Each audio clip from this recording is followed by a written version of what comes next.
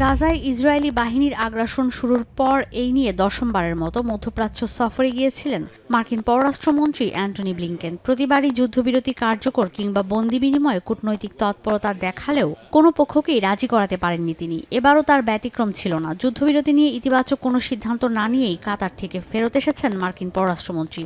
Israel আলোচনায় অংশ নিলেও অংশ নেয়নি হামাস, যদিও তার দাবি কিছুদিনের মধ্যেই দুই পক্ষকে যুদ্ধবিরতিতে রাজি করাতে সক্ষম হবে মধ্যস্থতাকারী তিন দেশ যুক্তরাষ্ট্র, কাতার আর মিশর।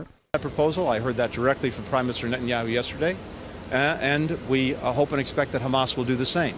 Over the coming days, we are going to do everything possible to, one, get Hamas on board with the bridging proposal, and then to make sure that both parties. Israel বলছে গাজা উপত্যকা থেকে সেনা প্রত্যাহার করতে তারা সম্মত হলেও গাজা মিশর সীমান্তের ফিলাডেলফি করিডোর আর নেতজামির করিডোর থেকে কোনোভাবেই সেনা প্রত্যাহার করবে না আইডিএফ।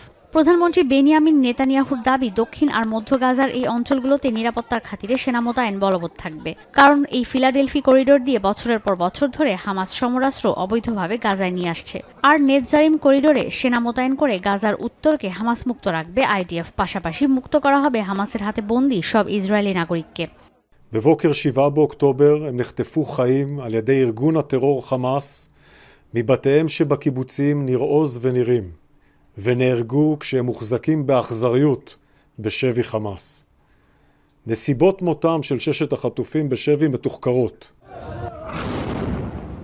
চলতি সপ্তাহেও যুদ্ধবিরতি আলোচনা চলমান থাকবে বলে আশাবাদী যুক্তরাষ্ট্র। এই আলোচনায় হামাস সরাসরি অংশ না নিলেও তারা বলছে পুরো প্রস্তাবই ইসরায়েলের চাহিদা অনুযায়ী দেয়া হয়েছে। যুক্তরাষ্ট্রকে ভুল পথে নিচ্ছে তেল আবিব। এই পরিকল্পনা মার্কিন প্রেসিডেন্ট জো বাইডেনের প্রস্তাবনা থেকে ভিন্ন, যে পরিকল্পনায় ছিল 6 সপ্তাহের যুদ্ধবিরতি, ইসরায়েলি কিছু বন্দীদের মুক্তি, কারাগারে থাকা কিছু ফিলিস্তিনির মুক্তি, এরপর সেনা প্রত্যাহার ও উত্তরে ফিলিস্তিনিদের ঘরে ফেরার প্রস্তাবনা। তবে হামাসের দাবি অনুযায়ী পুরোপুরি সেনা প্রত্যাহারের বিষয়টি ইসরায়েল অগ্রাহ্য করেছে বলেও অভিযোগ গোষ্ঠীটির।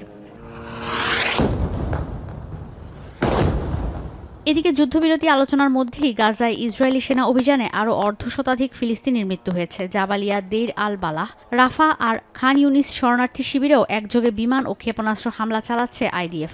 এর মধ্যেই সীমান্ত এলাকায়ও বাড়ছে উত্তেজনা। হিজবুল্লাহর অস্ত্রাগারে হামলা চালানোর দাবি করেছে আইডিএফ। মধ্যপ্রাচ্যে চলমান এমন উত্তেজনার মধ্যেই আরও একবার অনিশ্চয়তার মুখে পড়ল গাজায় যুদ্ধবিরতি ইস্যু।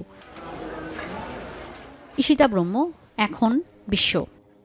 250টিরও বেশি ডিজাইন অপশন নিয়ে ওয়ালটন স্মার্ট ফ্রিজ, বোঝে আপনার প্রয়োজন।